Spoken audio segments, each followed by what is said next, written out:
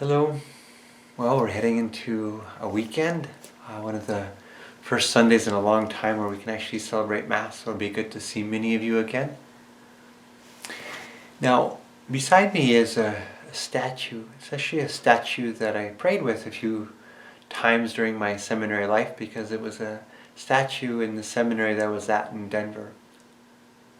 Of all the statues that were there, this was the boldest, the most flamboyant in a sense, because it was named after the seminary. The seminary was named after the Saint Vincent de Paul. Now, the seminary later changed names when it had been shut down, was out of order for a while, and then came back into business, so to speak. Then it was renamed as St. John Vianney, but before it was St. Vincent de Paul. It was run by the Vincentians. I bring it to your attention today because I wanted to speak some about the poor in our parish and how they're being served by our St. Vincent de Paul Society. I've spoken some of them at Mass, and they've given some testimony, so I think you have perhaps some idea of what they do. Maybe a little reminder and a little update would be of value.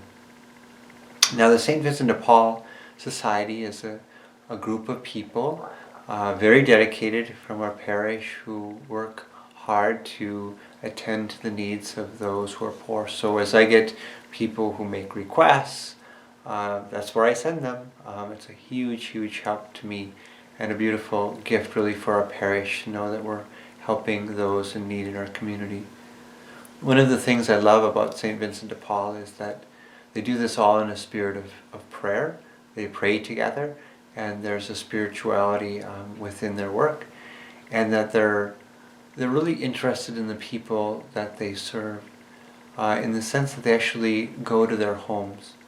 Making house visits to me is so key because it allows them to actually see what's really happening and allow them to serve the needs and really even to love the people where they're at in their own homes.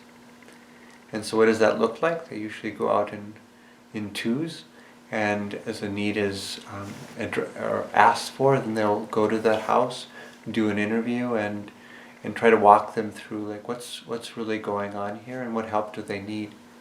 Oftentimes referring them to other agencies in combination with the help that they give. So it's really a neat thing. And it's really a work of our parish in so many different ways. It is actually their money base is our donations that we give them. There's many in-kind donations as well that you've been dropping off, and then they give out to people who are in need of different things. So it's really a great, great work. Let me give you some numbers that kind of tell a little bit of what they've been up to in this last quarter. So during this time they've given out more than $5,000. It's actually a little bit, business has been a little bit slower as of late, particularly here starting in March. Maybe other agencies have more money or the stimulus monies or whatever the case. But it's also an interesting time, which has certainly affected them as well. So they're doing their meetings by video conference.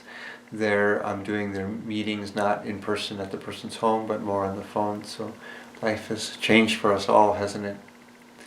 So let me give you some other numbers though too. They made 123 phone contacts, and in this time they made 19 house visits, as I had mentioned about earlier, totaling more than 200 hours of work and effort. So there really are poor in our need, and they're attending to them. So thank you all you St. Vincent de Paul members, and really all of you who are supporting them. Perhaps as we see in this statue, the vibrancy of St. Vincent de Paul and his great passion for the poor, that we too know that we're participating in that same passion. And it's great to truly help those in need around us. So many blessings to you, and hope you're doing well.